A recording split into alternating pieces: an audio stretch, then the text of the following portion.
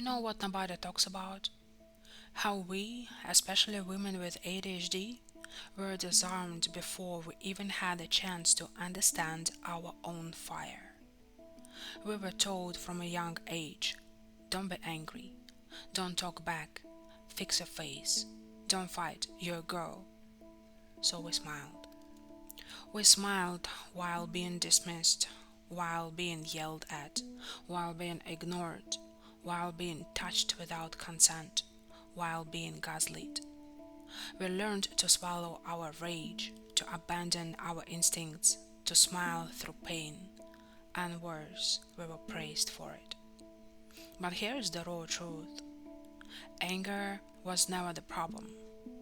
Anger is a nervous system saying, I'm not safe. It's your built in alarm system, your psychic sword, your final boundary. And they took it away from us. When we were little and showed anger, slamming a door, raising our voice, even just frowning, it was punished, shamed, dismissed.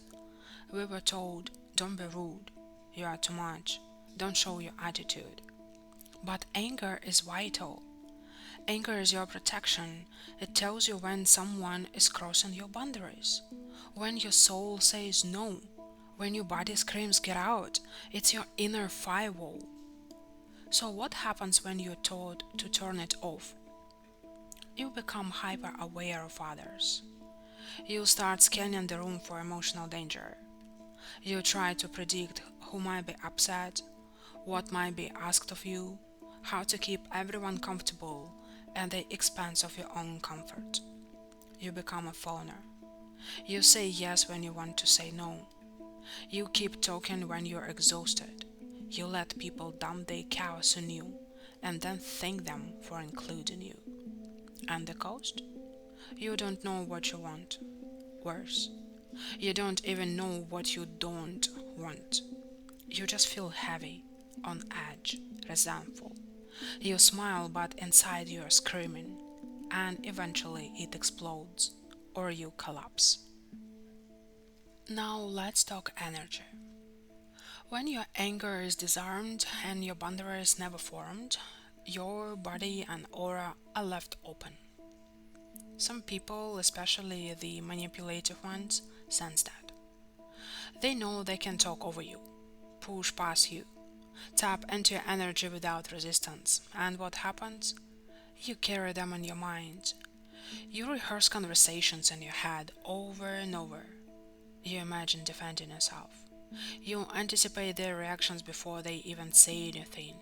You feel them in your space, even when they are not around. This is psychic entanglement. This is not just emotional, it's energetic. It's when someone's presence, tone, or even gaze cuts through your unprotected field and stays there, looping, draining. We keep constantly defending ourselves in imaginary arguments, but never actually say what we feel out loud because we're scared. Scared to disappoint, scared to be rejected, scared to finally choose ourselves.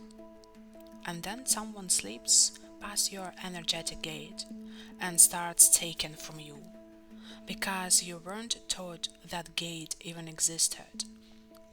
And if no one ever taught you how to guard your energy, you won't even notice it. You will just feel exhausted, anxious, irritable, and you will blame yourself. So, how do you start protecting your energy when you've been disarmed for so long?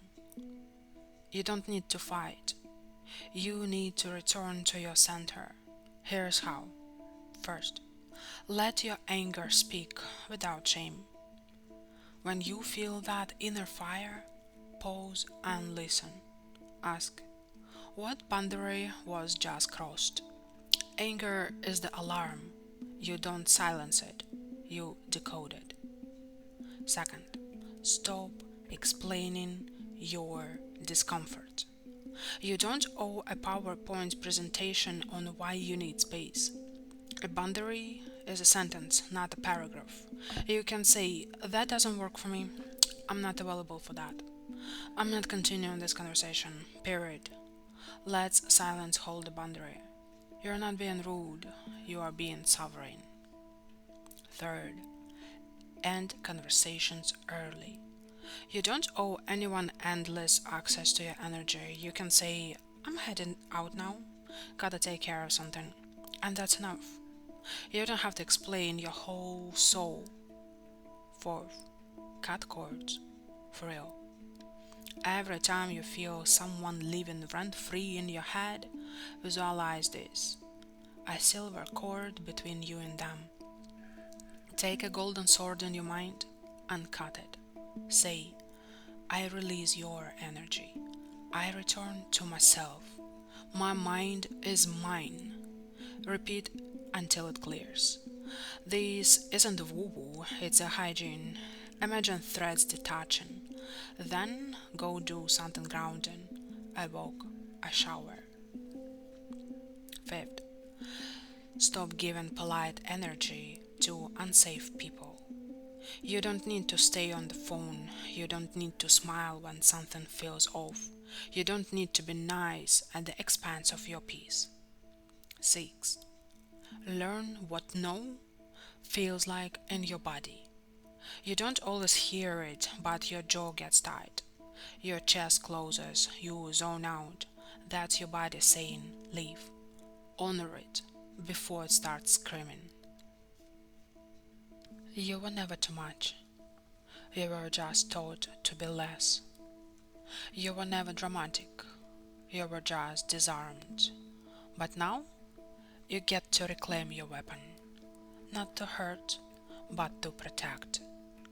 You get to feel anger and still be a good person.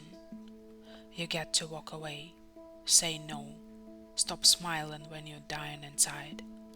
You were never broken. But now you are learning how to hold your energy with both hands again. This is your reclamation. Your body is wise.